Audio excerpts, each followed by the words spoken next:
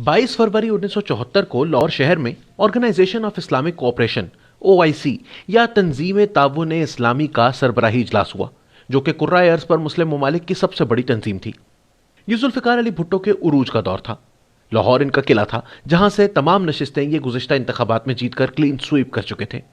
भुट्टो साहब खुद को न सिर्फ पाकिस्तान और आलम इस्लाम बल्कि तीसरी दुनिया के एक रहनुमा के तौर पर देखते थे। स्टैनली वॉलपर्ट अपनी किताब जुल्फी भुट्टो ऑफ पाकिस्तान में लिखते हैं कि इनका इरादा 1977 के इंतखाबात के बाद पाकिस्तान में तीसरी दुनिया की कॉन्फ्रेंस करवाने का था। यूं वो पाकिस्तान को भारत के गैर वाबस्ता ममालिक की तहरीक या नॉन अलाइंड मूवमेंट में कलीदी किरदार के मुकाबले पर भी लाना चाहते थे। शहर में जश्न का समा था कि जब आलमी सियासत के बड़े नाम यहां इकट्ठे हो रहे थे, मगर ये लीडरान नहीं जानते थे कि इनका मुस्तकबिल किस कदर खौफनाक होने जा रहा था।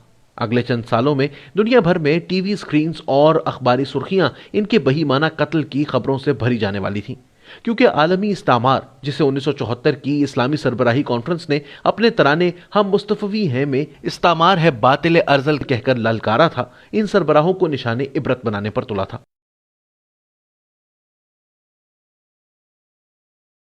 शुरुआत सऊदी अरब के बादशाह शाह फैसल से हुई। सऊदी अरब OIC का बानी भी था और शाह फैसल बहुत तेजी से अपने मुल्क में न सिर्फ समाजी जिद्दत ला रहे थे, बल्कि इन्होंने 1973 की अरब इसराइल जंग के दौरान तेल की पैदावार रोककर मगरबी दुनिया को यह पैगाम भी दे दिया था कि आले सऊद हिजाज में भले अंग्रेज की मरहून मिन्नत इक्तदार में आई हो, लेकिन शाह फैसल आजादाना फैसले लेने के बिल्कुल अहल थे। लिहाजा 25 मार्च 1975 को इस इजलास को गुजरे जब बमुश्किल एक साल ही हुआ था, शाह फैसल कुवैत से आने वाले एक वफ्द से मुलाकात कर रहे थे, जिसमें इनके सौतेले भाई मसाइद बिन अब्दुल अजीज का बेटा फैसल बिन मसाइद भी शामिल था। मसाइद बिन अब्दुल अजीज का एक और बेटा शहजादा खालिद बिन मसाइद चंद बरस कबल शाह फैसल के खिलाफ एक एहतजाज का हिस्सा था कि जहां पुलिस की गोली लगने से यह जान से हाथ धो बैठा था। फैसल बिन मसाइद इस वक्त अमेरिका में मुकीम था, लेकिन इस रोज यह कुवैती वफ्द के हमरा शाह फैसल के महल में पहुंचा। शाह फैसल ने अपने भाई को पहचान लिया और अपना माथा इसके आगे किया ताकि ये इसको चूम सके, लेकिन इसने यकायक अपनी जेब से पिस्तौल निकालकर गोली चला दी। एक गोली शाह फैसल की थोड़ी पर लगी, जबकि दूसरी इनके कान के आर पार हो गई। इन्हें अस्पताल ले जाया गया, लेकिन ये जानबर ना हो सके। फैसल बिन मसाइद ने खुद को पुलिस के हवाले कर दिया और इसका सर 18 जून 1975 को कलम कर दिया गया। शाह फैसल के इस बहीमाना कत्ल के महज 5 माह बाद बांग्लादेश के बानी शेख मुजीबुर रहमान का भी कत्ल कर दिया गया। यह कत्ल इनकी फौज की जानिब से किया गया, जिसने साथ ही इक्तदार पर कब्जा भी कर लिया। शेख मुजीब ने 1974 ही में बांग्लादेश की इस तंजीम में शमूलियत की दरख्वास्त दी थी और ये इस कॉन्फ्रेंस में शिरकत के लिए लाहौर भी आए। इनके इस दौरे से न सिर्फ दोनों ममालिक में कदूरतें कम हुई, बल्कि बांग्लादेश की OIC में शमूलियत का ऐलान भी यही हुआ। 15 अगस्त 1975 को बांग्लादेश में मार्शल लॉ लगा तो कुछ फौजी जवानों ने सदारती हाउस में घुसकर शेख मुजीबुर रहमान और इनके पूरे खानदान को मौत के घाट भी उतार दिया। मौजूदा वजीर आजम शेख हसीना वाजिद और इनकी बहन शेख रेहाना खानदान की 2 ही अफराद बची जो जिंदा रह सकी, क्योंकि ये इस वक्त जर्मनी में थी। ये साजिश फौजी अफसरान और अवामी लीग में शेख मुजीब के कुछ साथियों ने मिलकर रची थी। बहुत सी अफवाहें गर्दिश करती रहीं कि यह कत्ल अमेरिका की CIA ने करवाया था। याद रहे कि जनरल ज़ियाउर रहमान, जिसने ये मार्शल लॉ लगाया, इसी ने बांग्लादेश की आज़ादी का ऐलान भी किया था और बाद अज़ां शेख मुजीब को कत्ल करके मुल्क के इक़्तिदार पर इसने कब्जा भी कर लिया।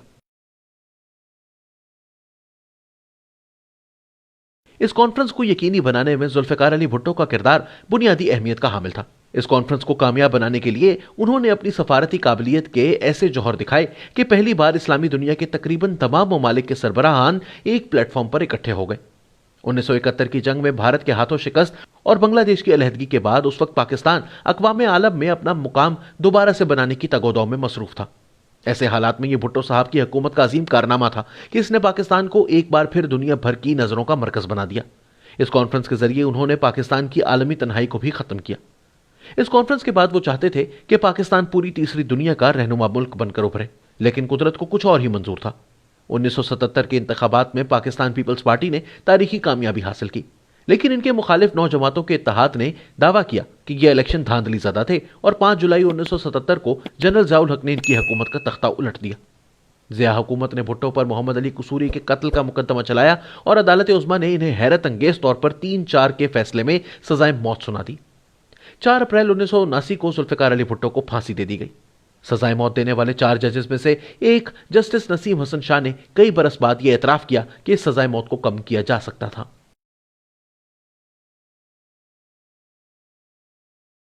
مصر کے صدر انور سادات بھی اس کانفرنس میں شریک تھے اور ان کو بھی بعد ازاں اسلامک جہاد سے تعلق رکھنے والے خالد اسلام بولی نے قتل کیا۔ گو کہ جامعہ اسلامیہ کے طلعت قاسم کا دعویٰ ہے کہ یہ قتل اسلامک جہاد نے نہیں بلکہ ان کی اپنی تنظیم نے کیا تھا۔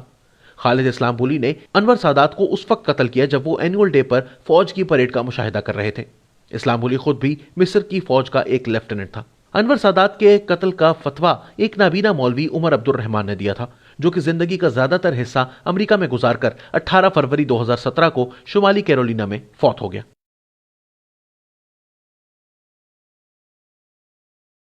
Yasir Arafat Palestine Liberation Organisation کے سربراہ تھے۔ 1974 میں لاہور میں ہوئی کانفرنس میں یہ بھی شریک تھے۔ اسرائیل کے خلاف فلسطینیوں کی مزاحمت میں اہم ترین کردار کے حامل یاسر عرفات کو 2004 میں مبینہ طور پر اسرائیلی انٹیلیجنس ایجنسی کی جانب سے زہر دے دیا گیا۔ گو موت کے سبب پر خاصی بحث رہی ہے، لیکن غالب تھیوری یہی ہے کہ ان کے خون میں HIV کے جرثومے پائے ضرور گئے تھے، لیکن ان کی موت زہر کے باعث ہوئی۔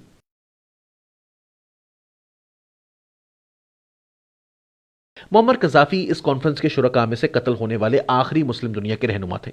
20 اکتوبر 2011 کو لیبیا کے صدر کرنل معمر قذافی، جنہوں نے ستمبر 1969 میں ایک کو کے ذریعے اقتدار پر قبضہ کیا تھا، باغیوں کو ایک ڈرینیج کے پائپ میں چھپے ملے جہاں یہ نیٹو کی بمباری سے بچنے کے لیے پناہ لیے ہوئے تھے۔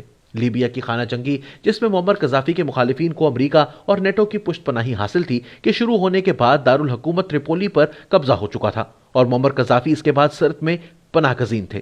اس دن بھی وہ وادی جرف کی طرف جانے کی کوشش کر رہے تھے جب نیٹو نے ان کے قافلے پر بمباری شروع کر دی۔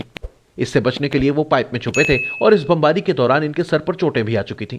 تقریباً مردہ حالت میں باغیوں کو ملنے کے بعد قذافی کو ہجوم نے قتل کر دیا اور ان کی لاش کو سڑکوں پر گھسیٹا گیا۔ لیبیا ان کے قتل کے بعد سے خانہ جنگی سے بھی بامر محال ہی چھٹکارا پانے کے قابل ہوا ہے اور آج بھی غیر مستحکم ہے۔